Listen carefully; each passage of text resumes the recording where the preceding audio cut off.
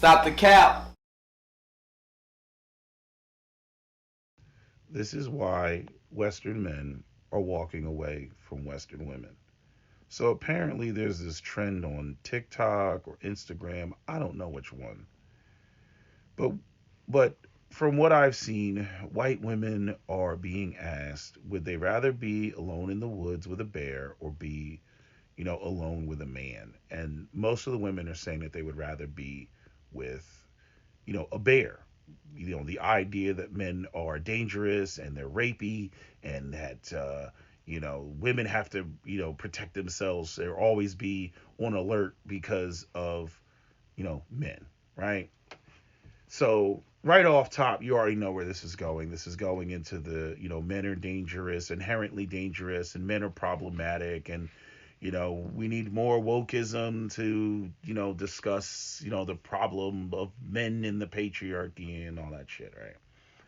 So I came across this video of this white woman who, she seems pretty logical. She's like, "Oh, I'm going to give the, the breakdown of why women are saying that they prefer the bear."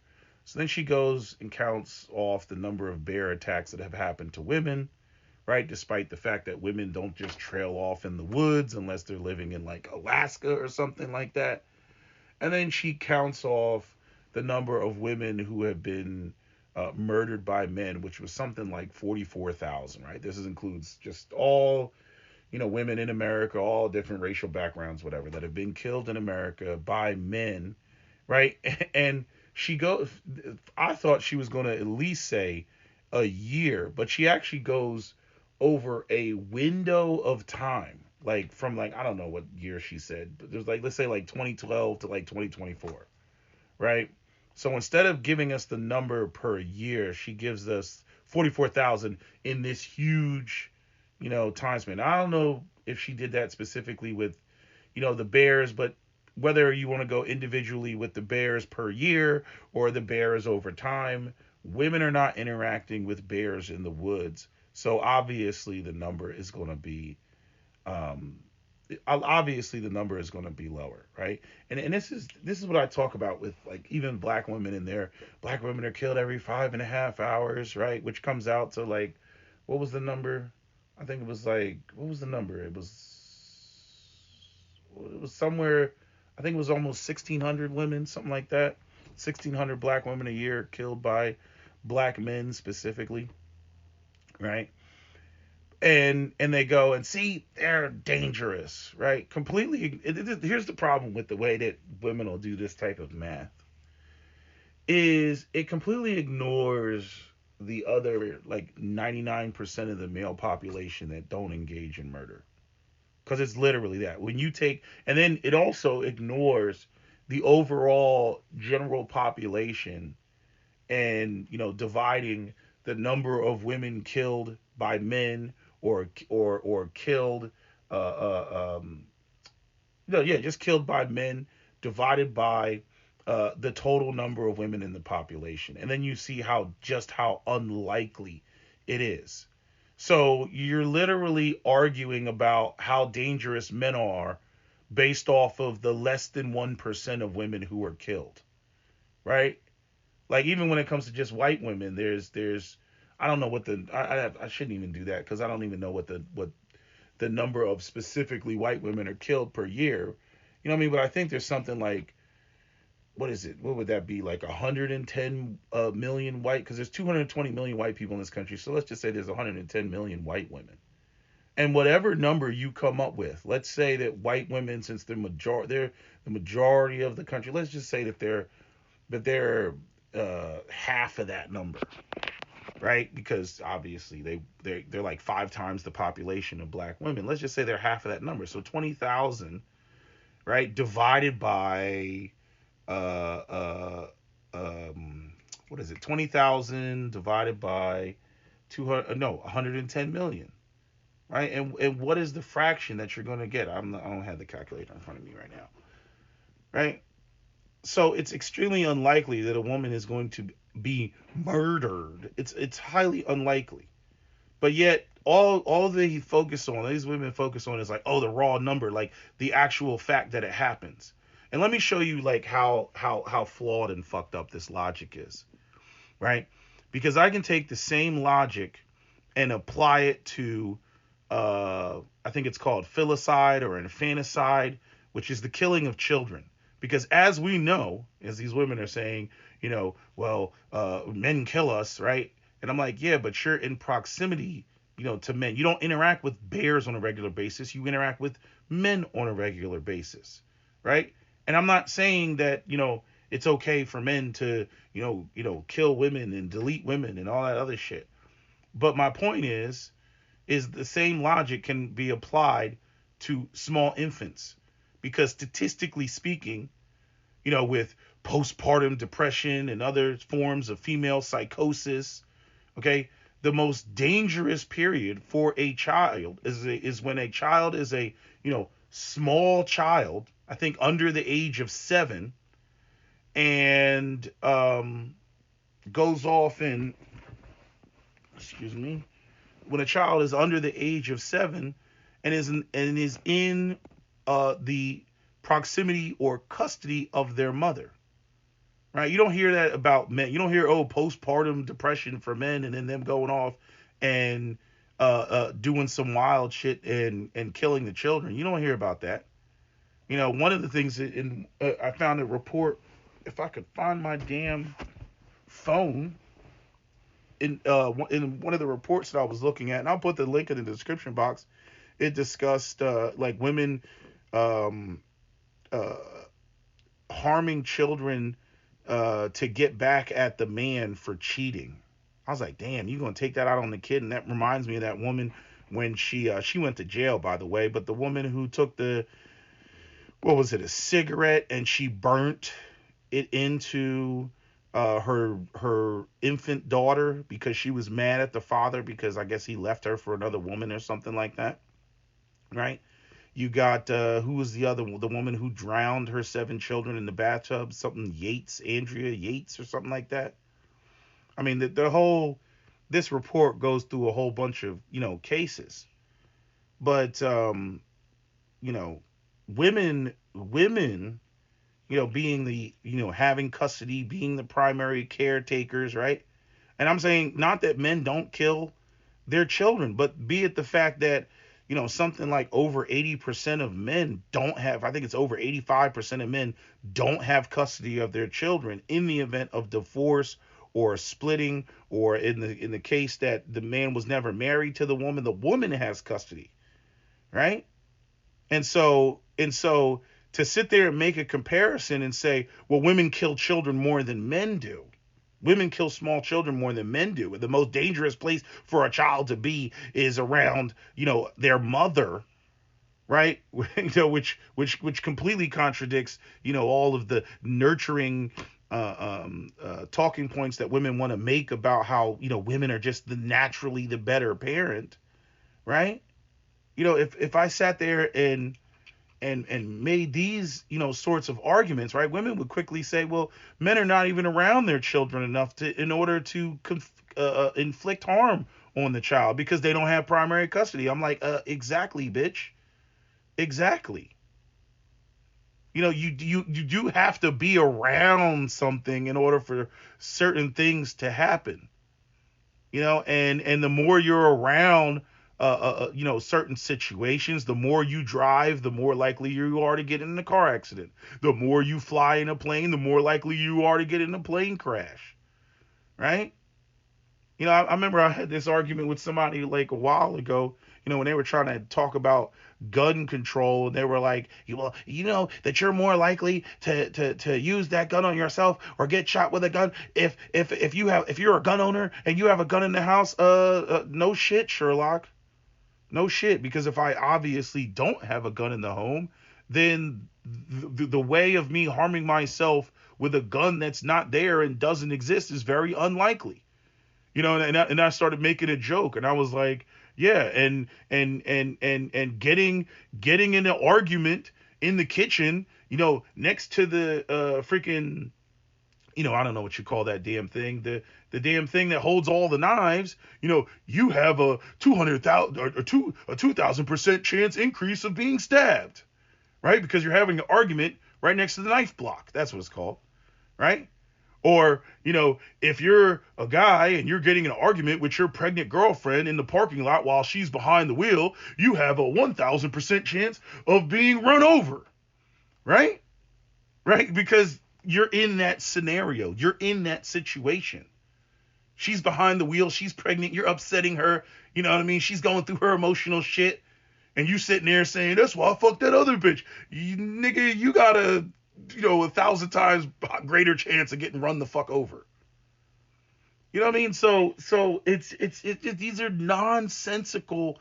These are nonsensical arguments. I can literally make the same argument against mothers and infants that women are trying to make against men,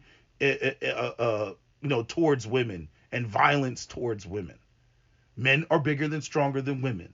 It can go really bad for a woman.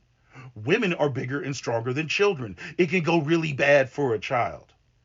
But women come online and they try to paint this picture like women are these benevolent beings that can do no wrong, and everything that's wrong with the world is the evil of men because men are bigger and strong. Bitch, go get a gun. Go get a gun. Go exercise your Second Amendment. All that shit. What's funny is like whenever like women talk about how men are a threat, and men are so violent, and women are trying to like demonstrate their power. You know what women use to demonstrate their power? Well, we have the power to abort. I'm like, how does that equalize the power that a man has physically over you? Bitch, get a gun. Get a gun if you're so worried about men assaulting you or accosting you or whatever, right? And then you have the other, like, the element of truth that women just love to leave out of the conversation, where you get these women, like again, the men that are most likely to, how do I want to say this?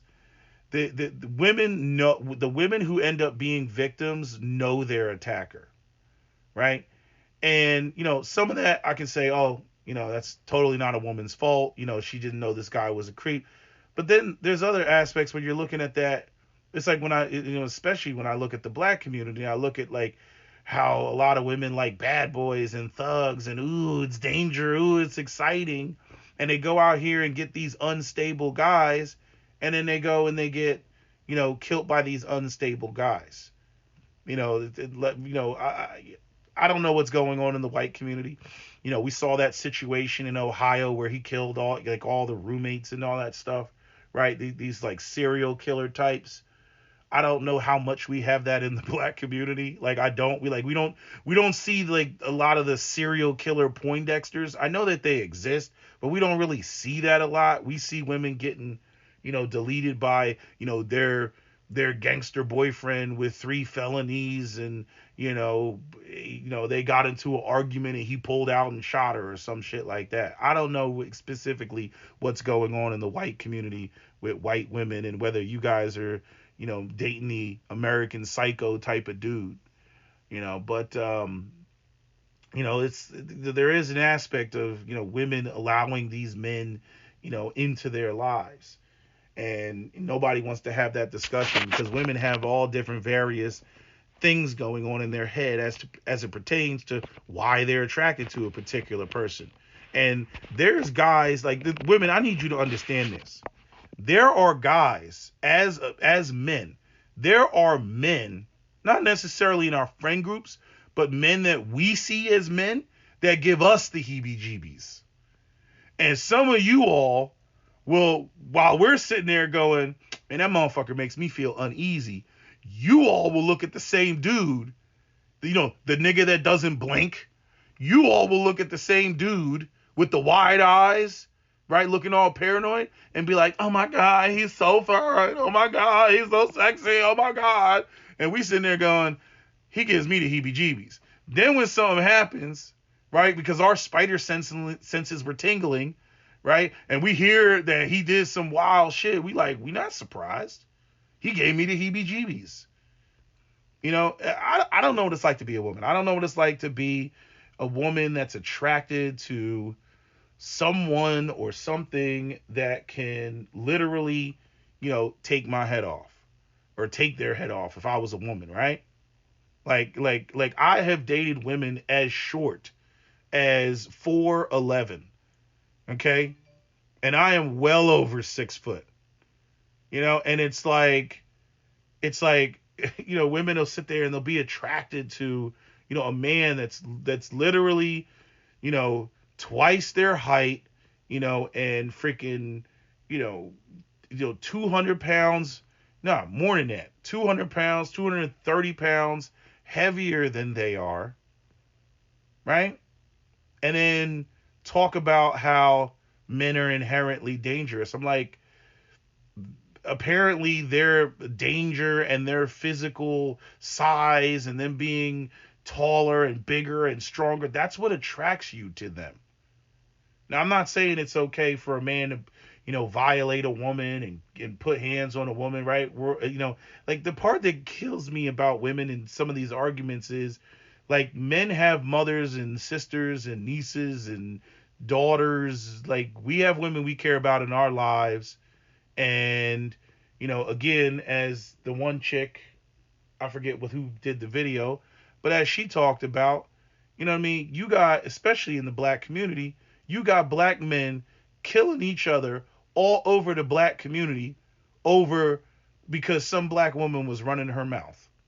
Because some black woman said that she felt disrespected or because she was violated. And you got black men out there shooting at each other all summer off of the strength of this woman's word, trying to, protect her or protect her honor or go out there with the doing harm to other males because they think that a violation went down. Again, Google or YouTube the Philadelphia SEPTA bus shooting, when those two guys, the Muslim guy on the bus was criticizing the woman about beating her child on the bus, beating her son on the bus, and she made a phone call, and two brothers, two Muslim black men pulled up to the bus stop, pulled the SKS out, and sprayed that whole goddamn bus down. They were trying to get the dude to get off the bus. You know what I mean? So, you have this level of proxy violence that exists in women. I'm not trying to deflect, to proxy violence, but it really irritates me the way that women come online and try to act like, oh, there's this, women, we don't engage in violence. We don't have a violent bone in our body as women, right? We don't evoke, violence, amongst men, and for them to engage in conflict on our behalf. We don't do any of that, right? Or you also get the other ways in which women will, more specifically, harm men, killing men in their sleep, right? Shooting men in their sleep. How many times have we, heard that or seen that, right? Steve McNair, right? Women throwing, boiling water, on a man. Women throwing a toaster in the bathtub while a man's in the bathtub. Women going and getting, freaking, what do you call that? Guns for hire or going on the dark web and trying to get a hitman to take their, husband out. And you know how that's going to be recorded? That's going to be recorded as a man killing another man. That's what that's going to be recorded at, even though she's the one that orchestrated the damn thing. There are many ways in which women engage in violence, and then not only that, try to get away from it. Even this report about the filicide, which that's a term I've never heard before. But anyway, even this report about women killing infants says right in the report that women will get away with the act by claiming, what do you call that? Why am I going blank? By claiming temporary insanity, they'll make insanity pleas. They'll typically get off for that. When a woman kills, her boyfriend, I remember there was a case where I think a woman, she like pushed her boyfriend off of a rooftop or something like that, and then try to, claim, I don't know what she tried to claim. I don't know if she tried to claim self-defense or something. That's another thing that women will try to, claim. They'll kill their boyfriend and then claim that he was abusing her, and there's no evidence that he was abusing her. There's no, previous 911 calls. You know, I mean, truth be told, if you're gonna try to delete somebody and whatnot, you know, it's wiser to have where there's already documented conflict between you all, as opposed to it just being random. Just saying, right? But I'm saying, women will try to make these sort of pleas, when they kill a man. And they take out their boyfriend. They'll be in the court talking about he abused me and sexually assaulted me, and nobody's ever heard about that going on, right? But the fact of the matter is women will get the benefit of the doubt that, hey, maybe this was going on. Let's investigate that. I'm just saying this whole attempt at exaggerating or inflating the truth when you look at the number of murders that happen and you compare it to the total population, it's a drop in the bucket. And then to use that to condemn the other 99% of men is just crazy to me. That's insane to me. Like when men complain about divorce in America, and you have 80% of women initiating divorce, and you have 50% of divorces failing, like that is statistically significant. Those type of odds are statistically significant.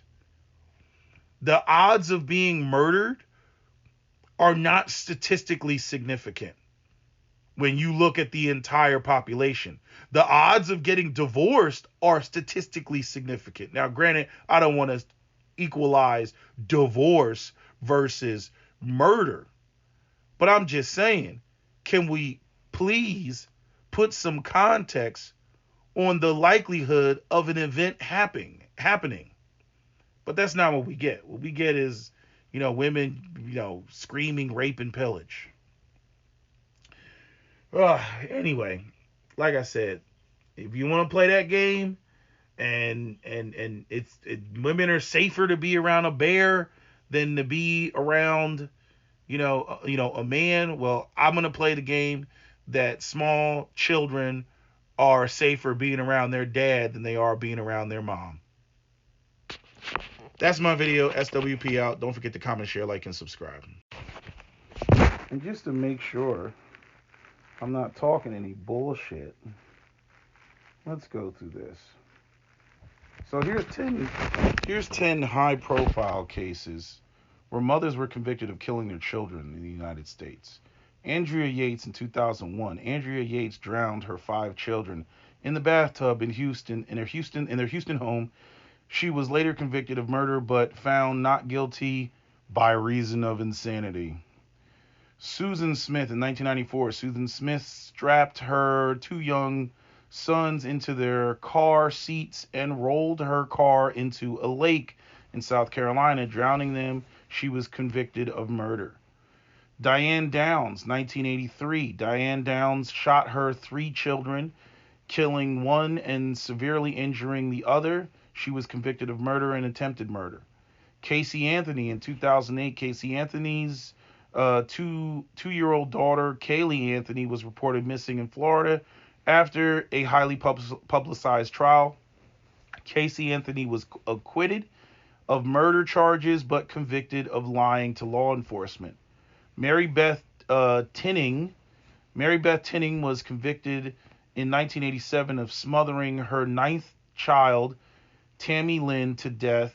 She was suspected of killing her other children as well, but charges were only brought for death. Number 6 is Deanna Laney. In 2003, Deanna Laney bludgeoned her 2 young sons to death with rocks outside their Texas home. She was found not guilty by reason of insanity. Darlie Routier. In 1996, Darlie Routier's 2 young sons were stabbed to death in their home in Texas. She was convicted of murder and sentenced to death. Megan Huntsman. In 2014, Megan Huntsman was arrested after the bodies of 7 infants were found in her Utah home. She pleaded guilty to 6 counts of murder and was sentenced to life in prison. Lacey Spears. Lacey Spears was convicted in 2015 of poisoning her 5-year-old son with salt through his feeding tube in New York. He died as a result of the poisoning. Juanita Hoyt. Juanita Hoyt was convicted in 1995 of smothering her 5 children over a period of 7 years in New York. She was sentenced to 75 years in prison to life. And those were just the high profile cases. And then here are some more recent cases. So Tiffany Moses in 2019, Tiffany Moses was convicted in Georgia of starving her 10-year-old stepdaughter, Emily Moss, to death and then burning her body in a trash can. Brittany Pilkington in 2015, Brittany Pilkington confessed to suffocating her 3 sons over a period of 13 months in Ohio. She was convicted of murder and sentenced to life in prison. Amber Pastor, it has a Z in it. In 2016, Amber Pastor abducted her two young children from their custodial parents' home in Indiana. Later, smothered them to death. She pleaded guilty to murder charges. Notice the smothering. Like, that's because a grown woman is physically stronger than a child. Like, if you're being smothered to death, right, you're gonna fight back. Like it's gonna take like somebody's putting a pillowcase on your head. You're fighting for dear life. So women want to talk about the man's strength, and it's about strength, and men are they overpower women, rape and pillage, and act like women. This is what women do to people that are smaller than them. So miss me with the women, we're just incapable. Yeah, fuck y'all on that shit. Kim Williams in 2013. Kim Williams was convicted in Texas of assisting her husband in murder, of 3 people, including her 2 stepchildren, as part of murder for hire plot. Wait, let me read that again. Kim Williams in 2013. Kim Williams was convicted in Texas of assisting her husband in the murders of 3 people, including her 2 stepchildren. Oh, she killed her stepchildren as part of a murder for hire plot. Okay. So assisting her and her husband. Was this their step-husband? I don't know. It's kind of worded funny. Heather Jones in 2017. Heather Jones was convicted in Kansas of killing her 7-year-old stepson and feeding his remains to pigs. Her husband, the boy's father, was also convicted in the case. Crystal Villanueva in 2017. Crystal Villanueva was convicted in Texas of killing her 5-year-old daughter by stabbing her multiple times and then dismembering her body.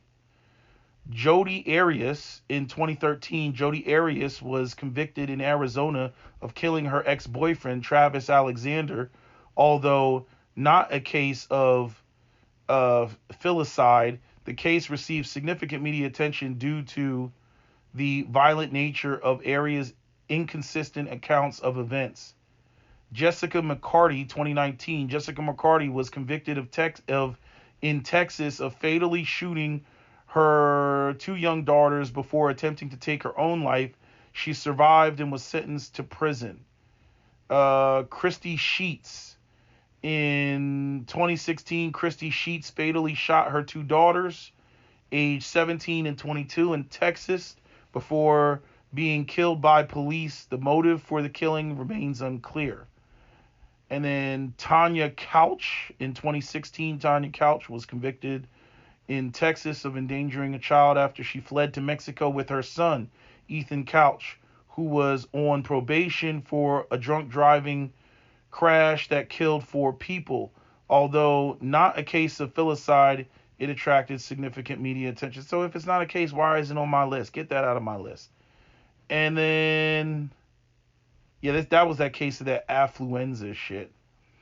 Um, and then we have cases. And I just said, give me 10 cases of women killing their husbands or boyfriends. This is Claire Harris. In 2002, Claire Harris was convicted in Texas of killing her husband by running him over. Yeah, must have been getting that argument in the parking lot. Running him over with her car in a hotel parking lot after finding out about his infidelity.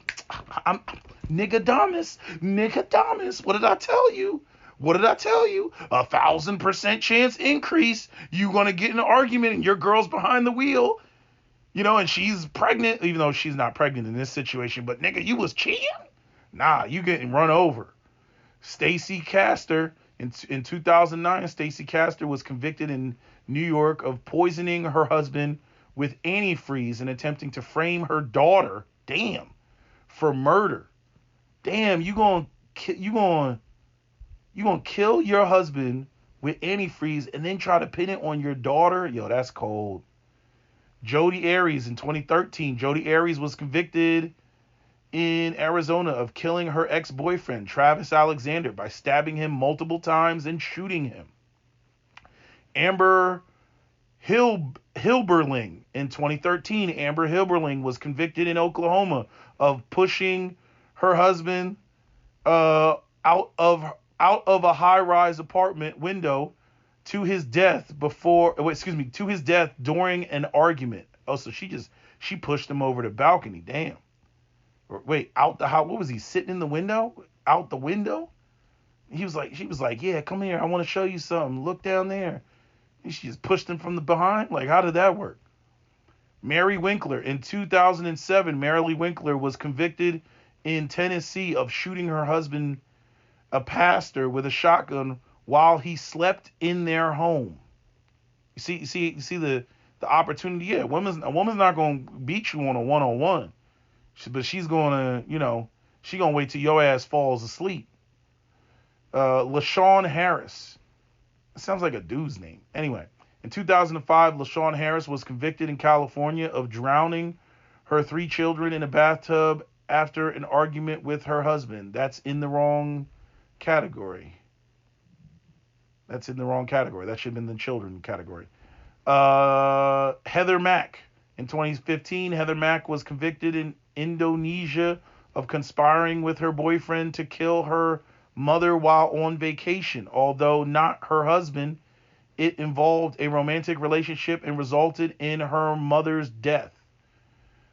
Jordan Lynn Graham. In 2014, Jordan Lynn Graham was convicted in Montana of pushing her husband off a cliff in Glacier National Park during an argument. Yeah, if you get in an argument with your bitch on the side of a cliff in a national park, you are 5,000% increased chance of going over the cliff.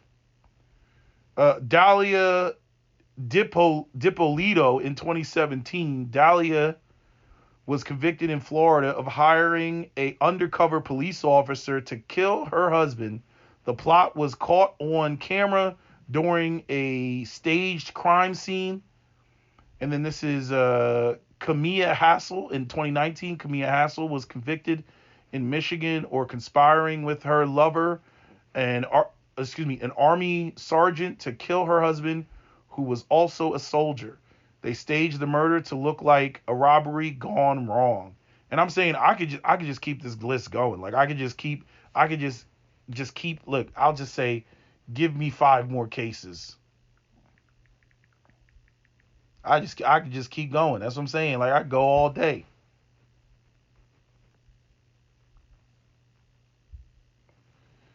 Nanette Johnston. In 1994, Nanette Johnston conspired with her lover to kill her wealthy husband, William McLeland, In California, she was convicted of murder for financial gain. Barbara Cogan in 2008. Barbara Cogan hired a hitman to kill her millionaire husband, George Cogan, in New York City. She was convicted of murder and sentenced to life in prison. Manuela Garcia in 2002. Manuela Garcia was convicted in California of stabbing her husband to death after a domestic dispute. She claimed self-defense, but evidence suggested otherwise. Blank Taylor Moore in 1990. Blank Taylor Moore, I guess that's how you Blank Taylor, I don't know. Taylor Moore was convicted in North Carolina of poisoning her boyfriend with arsenic. She was later linked to deaths of several other people, including her husband. Damn. Catherine Hogle. In 2014, Catherine Hogle was convicted in Maryland of killing her two young children, Sarah and Jacob, who disappeared under her care. Their bodies have never been found, and Hogle has been deemed incompetent to stand trial.